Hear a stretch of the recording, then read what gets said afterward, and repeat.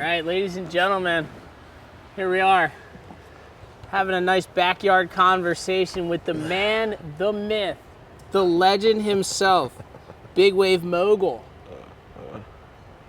It's funny I use the word mogul because the only guy that freaking skis 50-foot waves, and a friend of mine for 5 years, 6 years, maybe, Chuck Patterson.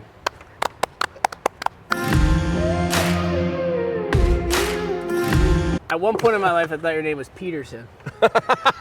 Nah, I didn't. I do that when I don't want to give them the right information. That's your, what do you call that? When it's like your alter ego or your secret identity? What's up, Chuck? It's nice to be down here in Puerto Rico, and kind of fun little team week down here, and a little humble pie for me. You know, just I'm stoked to be back in the water, and I think, you know, after injury and stuff like that, it's there's a lot of clarity. Yeah, you're feeling that that? comes out. Oh yeah. So Chuck, well, I don't want to speak for you. What happened, dude? You've essentially been surfing today with a broken back. Yeah, Let's it's get the getting facts better. out there. I probably shouldn't be in the water, but you know, like Ben, you love the ocean, so it's kind of hard to stay out. But long story short, we went and chased a swell to Cortes Bank, which is 100 miles off the California coast, and it's one of those misto waves that maybe breaks with the right conditions and everything, maybe every 5 years, if that. And nothing short of legendary. That spot is. Yeah, it's pretty. It's one of them. Yeah, it's very legendary, and it was one of those things where it was last minute. Everything came together, big swell, and we got a boat, brought skis, tried to get as bunch of people out there, and then we got out there, and lo and behold, we had one of the oiliest, glassy, incredible sunrises that we've ever seen, and like 40-foot solid waves just breaking in the middle of nowhere. I mean, it was awesome. So when you say 40? I'd say 40-foot faces. Faces, yeah. Okay. The Hawaiian thing, back, front. I surfed the front, so 40. 40's for like 80 to me. Yeah, right. The fear adds 40 feet. I mean, yeah, we thought it was going to be a lot bigger. It was bombing, but it was really perfect, so that was the kind of cool part. And then just to be out there. I will say, like, just from my little bit of big wave experience, it's so nice when you think it's going to be like 1,000,000 feet, and then you go out and it's like 25-foot faces and glassy, and you're just like, ah. Yeah, exactly. What a good feeling. Yeah, and you're like, oh, I got this. This isn't that bad. And you go out and it's really 40 feet. But it's kind of cool if you started a swell like that. Yeah. You're like, feeling good, towing a bunch of waves, and then it starts to just gradually get bigger and bigger, but you're already kind of on a roll. Yeah. And you don't really notice it. Like I noticed that, like maybe at Jaws or something, you tow into a wave, and it's kind of a bomb, but you're going right, so you're not really looking back, right? Yeah. And so I'm like, the thing is, your adrenaline is going, your heart's, racing, but you're just like, I'm gonna make the channel and get a couple on the inside, starts to wind up and get really steep, and then you make it to the channel, and you're like, that was cool. It felt like it was 40, feet going 90 miles an hour, and then, someone, goes, that thing was mental. Yeah. And you're all, cool, I didn't see it. Yeah. You don't really know how big it is. Yeah. So wait, do you get warm-up waves? Like, would you take a 20-footer to start off, or you're just straight, all right, boys, if I'm on the rope, just... Yeah, I mean, it would be nice to say, like, but, I mean, hey, just put me into a small one, but it's kind of like the guys you're with is kind of like, they look back at you and go, really? Small one? Small one? What is that exactly? To me, this 50-footer looks like a small one, so we'll start on that. Yeah. No, I think it's just kind of, after watching everything, and then you have all that pent up, your heartbeat's going, and then it's kind of weird. Even though you feel comfortable out there, there's always that anticipation and a little bit of fear, which I think is healthy. Yeah. I will say, just from what I've done, I've come in and I've always wanted more. So yeah, I think that's a good thing. I'm not saying I'm a big wave surfer, but it is fun to kind of dip my toes into that world and see what you guys are doing. It's pretty intense. But you come from from surfing every different novelty wave imaginable. whatever size, and then you've definitely now upped the ante, and it doesn't really look like size matters to you. I mean, like I'm saying, it does. Like it doesn't look like you go out there and suddenly, oh, he's still got the training wheels on. I mean, it's not that. You're like, you let go of the rope, you're going. It's not like I see you put the brakes on or go, no, not this one. I mean, like you said, like the guys that I've gone with, like, will you? Oh, I guess I haven't really big wave surfed with you. No. But like Eric from Toe Surfer and all that. Yeah, like Will, that crew. Yeah, Toe Surfer, what a legend, that guy. Yeah. Yeah, like Drake, and then I went with Jamie in Hawaii, and it's like, dude, I'm not dropping the rope. Yeah. Like I'm not.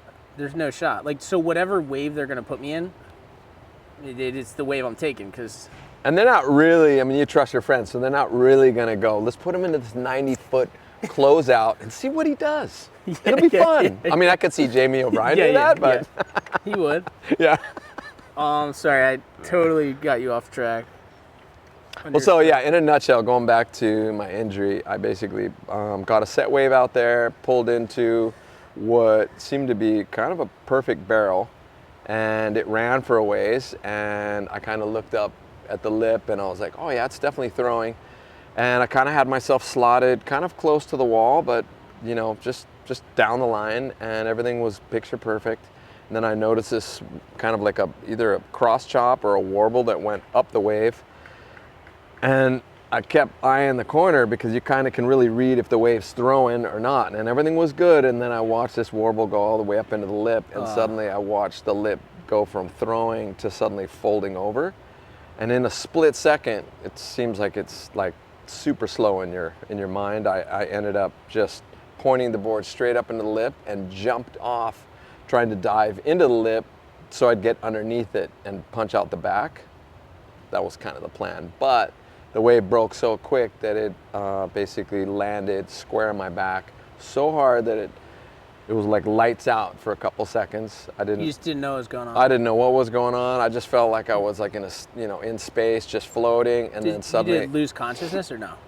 I don't know. You don't even know. I don't even know, but it was a weird feeling of floating in midair for a while, and then I kind of came to or figured out what was going on when I was in the white water trying to, come to the surface. What's like? Were you like, oh, I definitely broke my back, or were you kind of like, damn, I just got rocked, like? No, I didn't know the details, but I knew it was bad. Like the sound, like in your head, like I've never gotten hit that hard. Yeah. It was like dropping out of a 3-story building and landing flat on pavement on my back. Like I was like, I've never been hit that hard. So I was like, it was a wake-up call going, you effed up. But for some weird reason, maybe being a little bit dazed and confused in the whitewater, I came to the surface. I wasn't freaking out. I had enough air. But I was definitely had the checklist of like, oh my God, I didn't know where my pull tabs were for my, vest. And then there I go. I see another set wave coming right at me, and I take another one on the head. And every time I came to the surface, the jet ski would just pass. And I'm like, dude, so that's like them. They don't know where you are, and you pop up, and they're already. Yeah. So basically, your safety guy or whatever should take a moment and wait till your head pops up. Gotcha. But a lot of times they're kind of doing this full circle and just looking, going, he's going to pop up, he's going to pop up. And when you're held down longer than you want to be, you usually pop up just before the next wave. And every time I looked, and I'm like, where'd they go? And I turn around and I'd see the back of the ski going. See, that's the game where like it's not a game anymore. Because like big wave surfing is like, if you have a good, safe day, it's like one of the safest things ever almost. And you're like looking at it, you're just like, oh, that was mellow. Yeah. Like, I got really crazy adrenaline. Those were some big waves, but like it's mellow. That situation is, I don't know if I would survive that. But that's a cool, yeah, you would. I think the cool thing is, I mean, that was just one of those unforeseen kind of mistakes. And maybe with the water safety, if you had a couple guys, it probably would have been picked up right away, or, but I kept coming up and, a little later and whatever. So you can't really blame it on anyone. It was just the way it happened. And then you look at it and go, well, at the end of the day, just like when you're surfing by yourself, you're taking all those risks that you already have stored in you and going, I'm not going to freak out. Like calculating. You just don't want those to happen, but you're always kind of ready for if they are. Otherwise, I don't think we'd really pull the trigger. Was there ever a moment when you were like, oh, this might be it? Like, was it that heavy? Or were you... Funny enough, it wasn't. Like, I had enough air. I just was like, gosh, man, I just wish they'd pick me up. I don't want to take another wave on the head. Yeah. And it was kind of one of those gathering my thoughts. And did you automatically be like, I'm hurt, like, I just want to get this situation over with, get back to the beach? Like, do you break into that mode? Like, I break it down going, okay, I'm good. I'm moving around, my arms, legs, I'm not bleeding. Nothing's like that. And I have enough air. I think that was the cool part was like, I always, every time a wave came, I had enough air. And then like the second wave versus the first one really rocked me. Like it sent me to the bottom, and I always opened my eyes and it was completely dark and I was upside down. And then I was kind of trying to relax, and there's so much current, and then suddenly I'm like, all right, I'm going, and then suddenly I get shot to the surface, and then just before that I'd tumble sideways and it would stop me for a second. Then you'd kind of be like, oh dude, just let me get to the surface. And then I popped up, and then was like, all right, I'm gonna do this again. But you already kind of know that you're getting pushed in more and more, so the white water, it's getting better and better. Should be a little bit better, and that's what it was. But it was a freaky feeling being you're 100 miles out. You only see one jet ski, you know, on the inside looking for you. 100 miles is no joke. Like when you got back on the boat, you're sitting. That was the longest boat ride of your life, probably. Yeah, it was. It was a trip. I mean, the funny thing was that I got basically picked up after the fourth wave.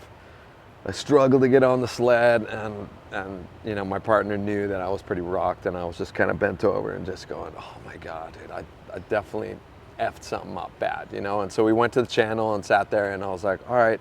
But I was so bummed out because there was so much involved to get on the boat, get the jet skis, 10-hour boat ride out there. It's hard to say like you're done. And I wasn't incapacitated where I'm like, I need care flight. So I was like, all right, dude, I'm done surfing, but I'm gonna have to sit on the ski, and I might as well return the favor and tow my buddies in. Wait, you were towing after that? Oh yeah, I ended up driving the ski all the way till like 5:30. All right, because it was that weird feeling of like you feel that responsibility. Like, hey, I was training one of the Red Bull athlete girls, this Izzy Gomez, phenomenal surfer, and she's charging the big wave thing, and it was kind of like a cool trip, kind of based on to get her out there. And so I felt that responsibility. Big Daddy had to get one though. Yeah, totally. I was like, let me test the waters for you and I'll get back to you. Then I was like, don't do what Daddy did. Dude, that's crazy. So wait, so what time of the day did you... So this happened like around kind of mid-morning, like 10:30, 11 o'clock. Oh my God. Okay, so like I drove my jet ski 180 miles one day. Oh yeah, I remember that, yeah. And I woke up at 2 a.m. the next day, and like my knees, my thighs, my hips, my back, everything hurt. Like, so that was like a 14-hour day on the jet ski.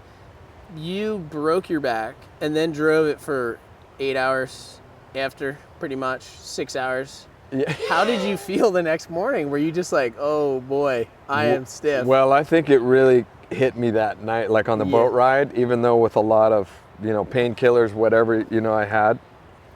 I mean, I didn't really know I broke my back, but I know I jacked it hard enough. But the hard part was, I didn't know that, and I think the most painful part, which was weird, was I had 3 fractured ribs. So that was the most painful thing. I could barely breathe. And I'm trying to, you know, be the big, I'm okay guys, it's all good. And I'm just walking around like I'm 90 years old. What would you have been in like another life, do you think? Like a Viking, or, you know what I mean?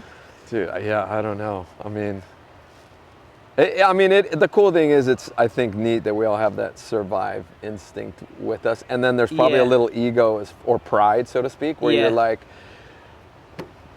you know, I've made it through many gnarly scenarios, knock on wood, without really having to pay the piper. And so this was one of those where it's like, Chuck, it's your turn, you know? Yeah, and I was like, okay, I'm humbly gonna, Isn't it weird when you get hurt, you do accept it? Like, you're like, it was my, like, this one's on me. Like, I knew, I kind of like. You can never blame it on me. It's weird, like, automatically you're like, it happened when I broke my collarbone. I was like freaking out. And then I was at the hospital. I was just sitting there like, I guess I deserved it, you know? I've been surfing over rocks for 5 years and never got hurt, you know? Like, it's crazy how fast you accept it because you just want to move on to the next.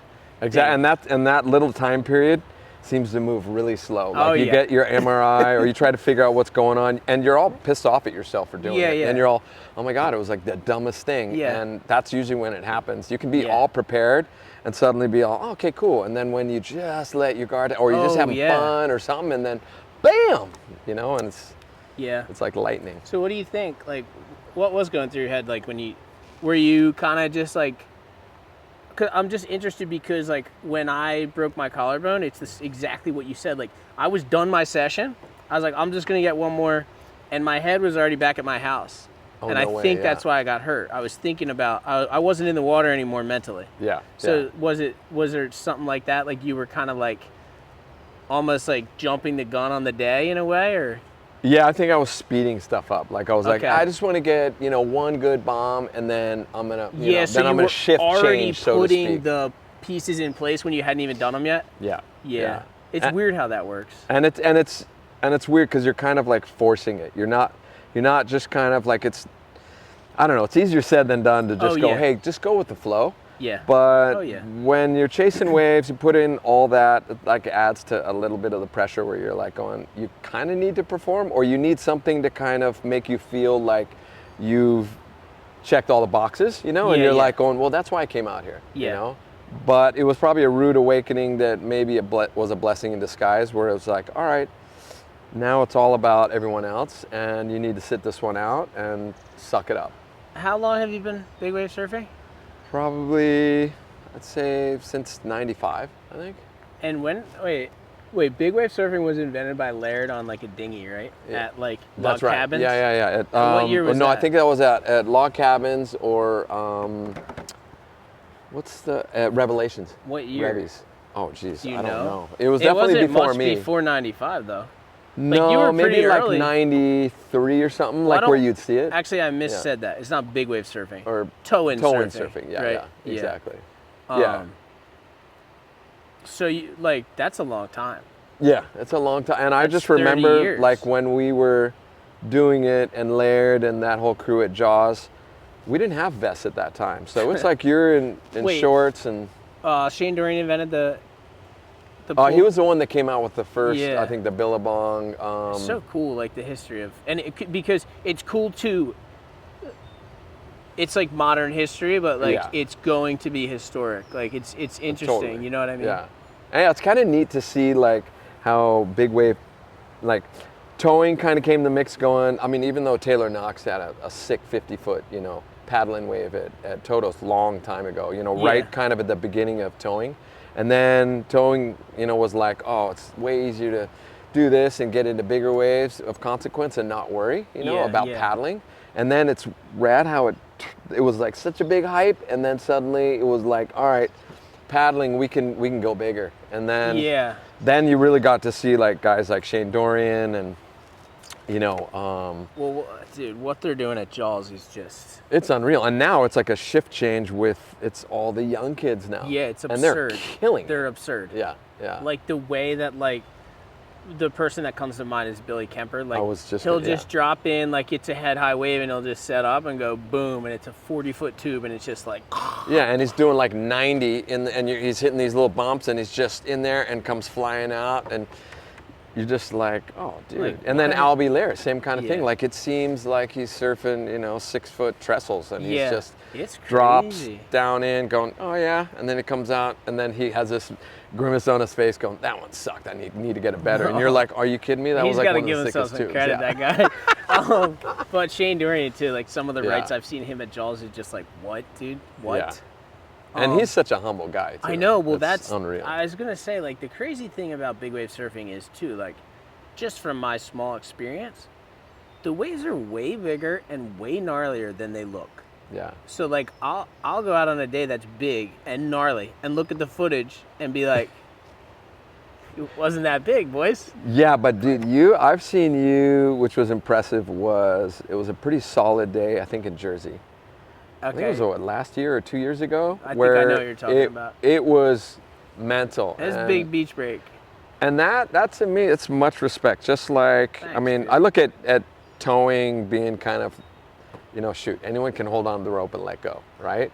Yeah. But if you're paddling, and especially shore break, beach, the whole 9, that's like solid. That's can be as much of a beating as like Chopu, you know. I can say though, there's something about being home that you feel comfortable.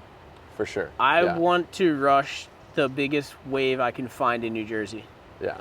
If I'm at backdoor or like a big wave spot, there's so much stuff going through my head, like, oh, like I don't want to step on anyone's toes. I know like this is their spot. I don't want to be out of position. I want the guys who put their time in here to get their waves. I don't want to, and it's just a lot you're of just like being respectful. But there's so many things that come together with you paddling into that one good wave. Yeah. But at home, like I feel like all that's lifted because I know everybody. I know the lineup so well. I know like everything about it. So like it's easier for me to charge.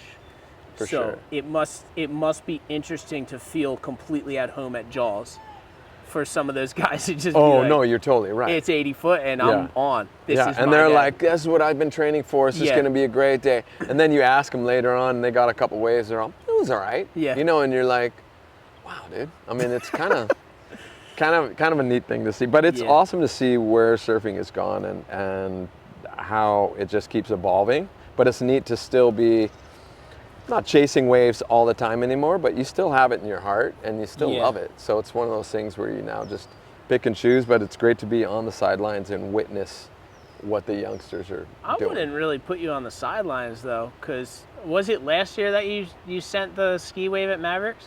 A year before that. Was that in your head for a while? Just like, have No, you skied Mavericks before or no? No. I mean, I got it on a giant day, just towing, and I surfed it a couple times, but it was more, I always kind of got lucky to tow it when it was really big. Yeah. And so it was one of those things where one of the photographers, was like going, Chuck, it's going to be pretty giant. And I'd been towing a bunch of little slab waves and kind of filmed my... On the skis? Just towing. And I was like, kind of got back into like, dude, I remember we used to chase every swell. And it was nice to kind of like, I had some time and I'm like, I'm going to get back into this because I love the big wave charge.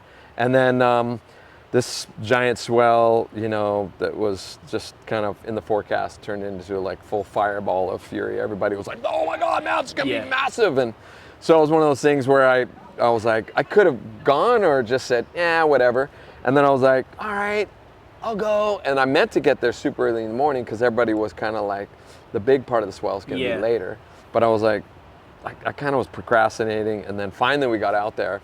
And it was one of those things where you just kind of, I brought the skis, I had them all hidden, and I brought a board to tow. But I went out there and I was totally, honestly nervous, So I didn't have that set. I was like, if everything's right, I want to give it a shot. But I wasn't like, I was more nervous about it. I was just kind of, because you got respect for everybody out there. I hadn't been there in a good, probably 6 years. Yeah. So like you said, you're thinking about being respectful. It was great to see everybody, but I was stoked to watch them charge. And then suddenly there'd be people going, Chuck, dude, we should be towing. There's a lot of waves going by unridden on them. I'm waiting for Peter Mel to like pull the trigger and then I'll follow suit after. And then it ended up being one of those things where it was just like, all right, let's do this. And then you're kind of, it's a unique, wacky kind of concept. But so we kind of went really far away from all the boats, and I'm sitting there putting all this, soap and stuff in there to put my feet in the, in the boots and stuff, like regular ski boots. And then I slam my feet in and I get one wave down at the lower part called Blackhand. Okay, yeah. It's kind of a gnarly wave. Yeah. And there's some sets going through. And one of my buddies that, was the one last guy that ended up taking the call going, I can tell you. Yeah. Was a little bit nervous. So it was one of those things where like a lot could go wrong right now. And I'm like, well, let's just test it out here. And so I'm all, dude, just don't leave me hanging. So he towed me into a pretty solid wave and I'm going down the line. I'm like, oh, yeah, this feels good. And then it starts to come to the inside and I'm like, oh, I'm going to kick out before that. And then I turn around and there's a bunch of set waves coming and he's like 90 yards that way. And I'm like, bro, what the, dude? Come back, and I'm like, I'm gonna get lit up here and that'll be the end of it.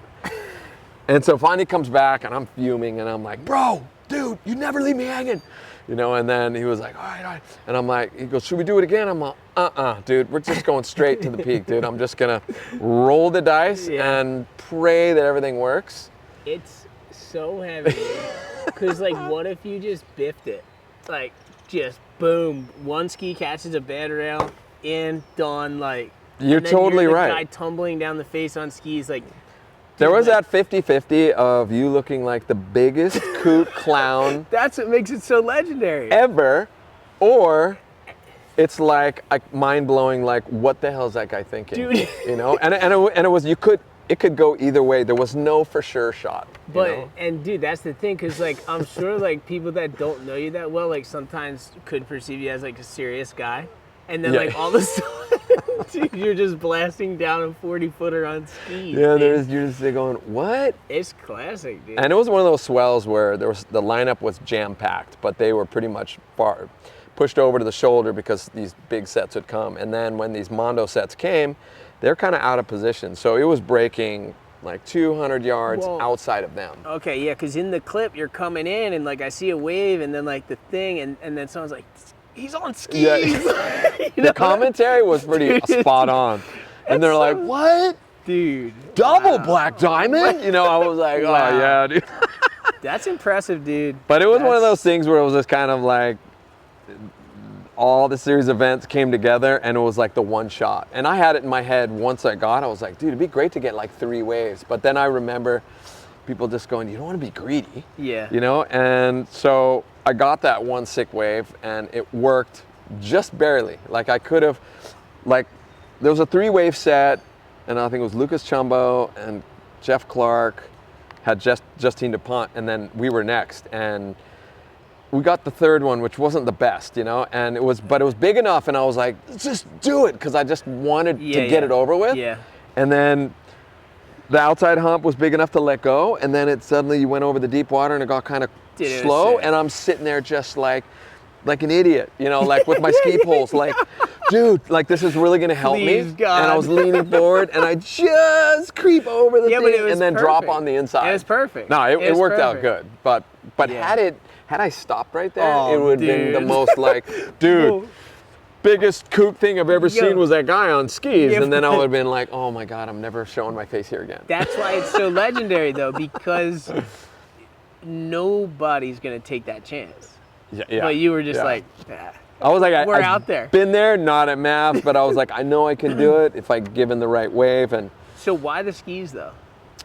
I mean, I grew up snow skiing and that's all I knew. And then I was a late bloomer in surf. So when it came to surfing, I got into surfing when I was 13. So long story short, I grew up skiing with some pretty heavy hitters, and I got really into skiing the extreme ski tour, like jumping big, 80-foot cliffs and doing these contests. Pictures. And that was kind of like what I knew, but that kind of helped or groomed me for not having fear for other things, And so I had a friend of mine, Shane McConkey, who was a Red Bull athlete, who was probably one of the best skiers in the world. And he took a pair of water skis, mounted some bindings on them, and skied this insane line in Alaska.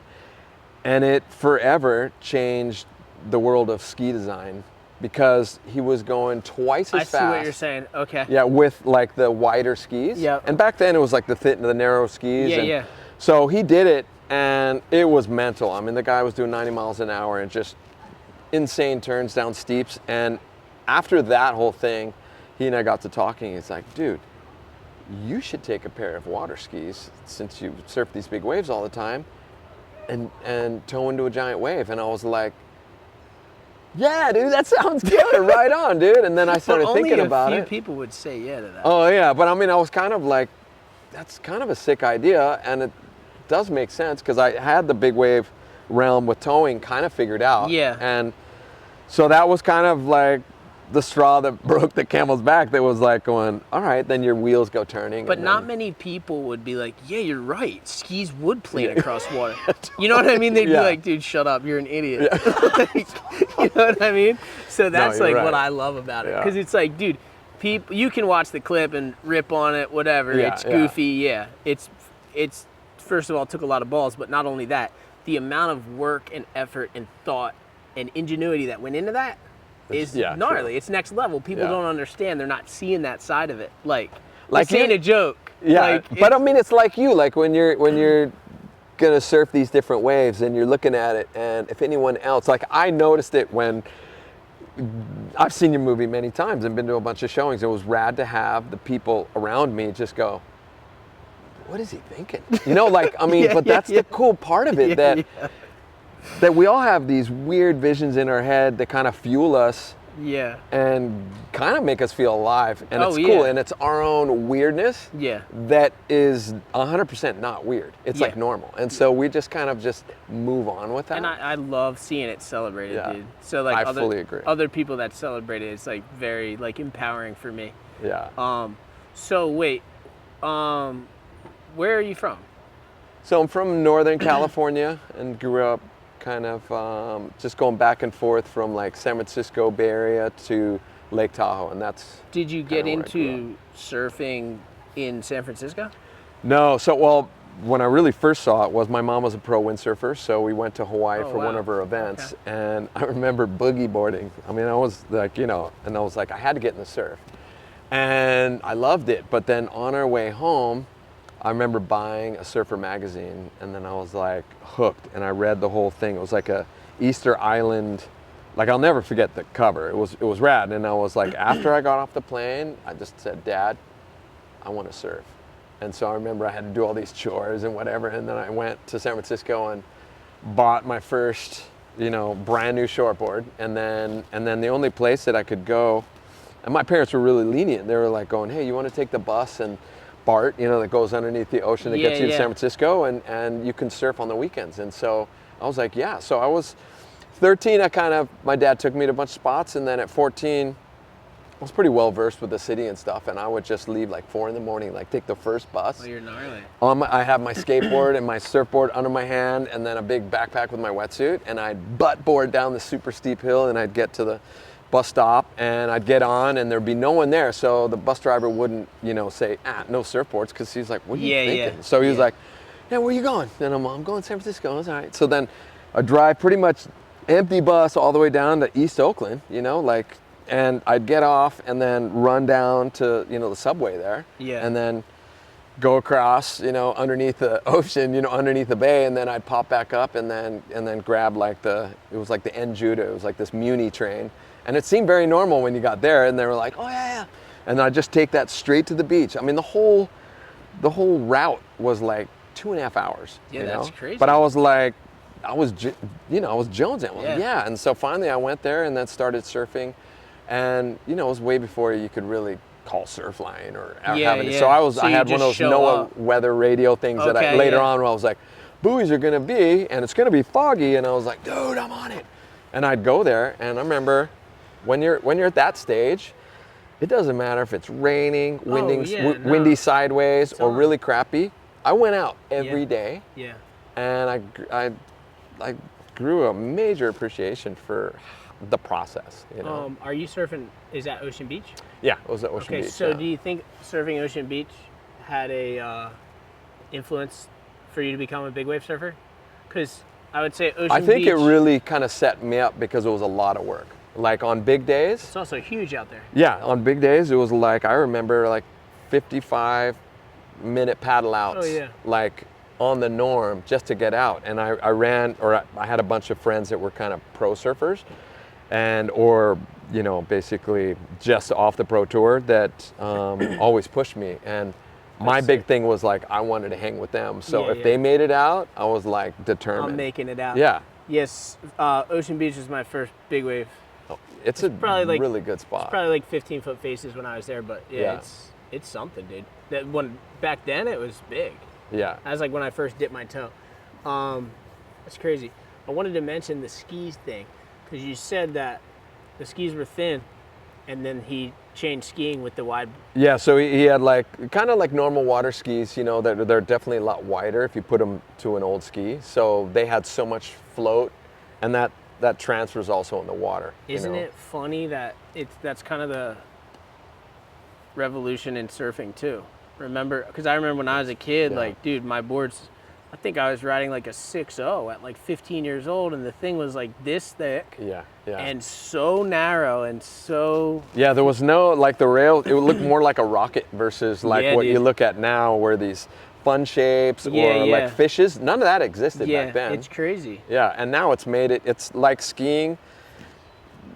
That revolution that changed to the wider skis made it fun and easy for everybody. And I think with surfing, that's kind of done the same thing. It's just crazy. I never even, that similarity never crossed my mind ever. Yeah, yeah. So that's cool. Wow. Yeah, so, but I mean, yeah, it's kind of neat. I mean, but like anything, I mean, surfing is one of those things, I mean, like skateboarding, whatever, where it's, I see doing it like when you're way old, you know? Just. Where do you go from here? I mean, I have to say, thank goodness for, you know, the ocean and being able to do something fun like that. Yeah. You know, because it is, I mean, how many times do you go out when you're kind of having a funky day or whatever, and even if you just catch one wave, you come back totally different. Totally. It's awesome. It's weird, man. Yeah. I say that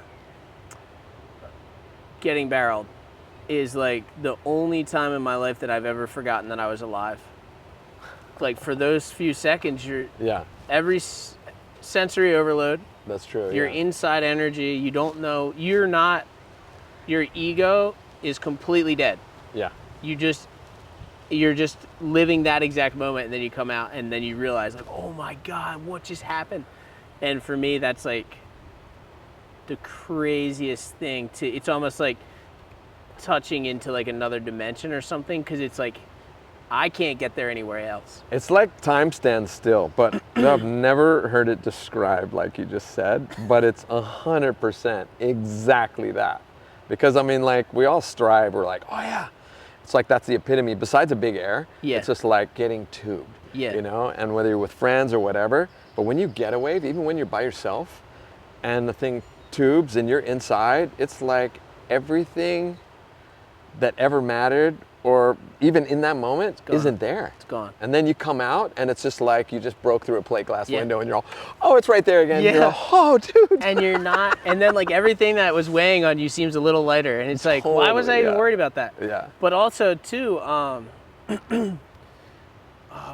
man, I had something to say about one thing that you said, but now I can't remember. Whatever.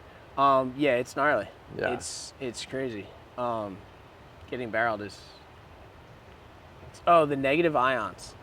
Oh, yeah. There's negative ions in the spray. And that has something to do with like changing your mood or your energy. Like, because energy is just the realest thing. Because like, for sure. Like especially with like big waves or surfing in general, like you know if you shouldn't do something. Like you can just feel it. Yeah. Like the energy. Yeah, you can feel it, and like it's kind of almost like a gut instinct where you just have that feeling inside going, probably not a good idea. And it's not even like, oh, I'm scared. It's like, oh, something's. Yeah, it doesn't feel right. Because I believe that we get warnings from the universe, and we're almost just like we need to be there to listen to them or whatever. Yeah. But yeah. What is the scariest? I mean, like just with your vision and your journey. What has been your scariest thing? Like as far as like when you went and did the 50 states, before that, you kind of did a couple waves and then you're like, this is totally possible.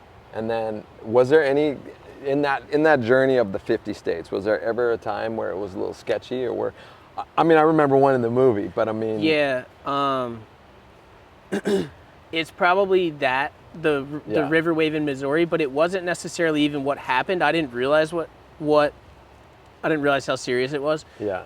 After that, I realized how serious hydraulics are in rivers, and that the difference between a river and the ocean is that if a wave sends you under, it eventually all the energy dissipates. Or goes by fast. If you go down in a river, you're down. Yeah. And honestly, I haven't chased rivers that as hard as I used to since then because of that. And I've surfed some good, safe ones, but other than that, probably some of the scariest experiences surfing are just being in Hawaii and just the energy of the waves is so immense. It's absurd. And it's been interesting for me just getting into surfing real waves so late in my life. It's just like just paddling out at Waimea Bay the first time when it was like 20-foot faces, I was just yeah. like, oh my God, there's this much power in waves. Yeah, Like I can't yeah. even believe it. But it's been fun to slowly work my way to the point where like waves I used to be scared of, I'm pretty comfortable with now. So it's like a lifelong journey, I feel like. And it's weird because sure. when I was younger, I used to think of when I'm in my 30s, I'll be like, whatever, not like, I don't know, I thought I'd be old. Yeah. Now I'm 34 and I feel like I'm just getting started, and it's an amazing. But it totally shows. Like, I mean, you see, like, I've watched, and, you know, getting to know you, it was rad. You know, I didn't really know you until you and I had a couple things that were, you know, that were just I didn't understand. You know? Yeah. And then once I did, dude, that journey, it doesn't even seem like you're an old, like you started late. Yeah. Like it seems like everything was in place. Yeah, well, I believe that and too. it seems like it's worked out perfect. And because I don't look at you and go, well, dude, what are you gonna retire in 3 years? Like I'm all. No, I don't think Ben's gonna do that at all. I can see this like morph into like 40 different things. Yeah. You know? Well, I mean, it's a brave new world that we live in. So. No, it's rad. Well, I mean, dude, I gotta say, it's impressive, and it's awesome what Thanks, you do, Chuck. and it's nice to have you as a friend and inspire all of us to have fun, because Yeah, that's you too, dude. really, I think, something that a lot of us kind of forget sometimes. That's and an if you're not honor. having fun, it's really not worth it. I'm honored. Thank you, Chuck. Well, thank you, dude. And that does remind me, one thing I wanted to say is we've actually had some, I don't know if people even know that we're friends really, and they probably don't even think that, not that we don't get along, but like seeing it from the outside, it might seem like two different worlds. Yeah. But we actually do have a lot in common. You know? And we actually have had some of the best conversations over I the fully past agree. 5 years, and it's so funny that we've never taped one. Like we never talk on camera, Yeah. you know what I mean? And Yeah, some of our exactly. conversations are just a riot, dude. Yeah. Like, No, I because we're fully both agree. understanding what we're trying to say from complete opposite ends of the spectrum. But then they kind of really make sense, because you can see, like, you know, it goes off of like how you think, and then you know, and it's just like, whoa, dude, that totally makes sense, you know. And it's cool too, because life can get weird sometimes. Like, you know, when you're alone or home for too long, or you're out of your element for too long, and you're not around like-minded people for too long, True, you can yeah. start slipping back into that. Like, am I fucked up? Yeah. Like, you know. Yeah. But it's really rejuvenating to be around like you and Will and people. Yeah. There's a handful of people that I can relate to like this. You know But what I mean? likewise, I gotta say, I mean, dude, it is, I think, like-minded people that are open. You've taught me a lot about just not sweating the little shit, and just have fun, you know. happy And to I hear think that. at the end of the day, it's just like that kind of stuff. Like, I love hanging out with young people, because, dude, I don't ever want to grow up. Yeah. And it's like doing funny stuff, whatever. It's like, I think you exude it really well, and Thanks, that's, dude. I think, what makes it attainable for a lot of people. Thanks, you know, dude. and I gotta say, hats off to what you do for a lot of the people that follow you, because we need more of that. I appreciate you, dude. Thank you. Yeah, so stoked, dude. Chuck Patterson on Instagram. I don't even know how long that just went, because dude, have you ever been Did a on lot of blurry talking. Have you ever been on a podcast though? It's super awkward, and you're like, dude, yeah. I feel like we just flew through that.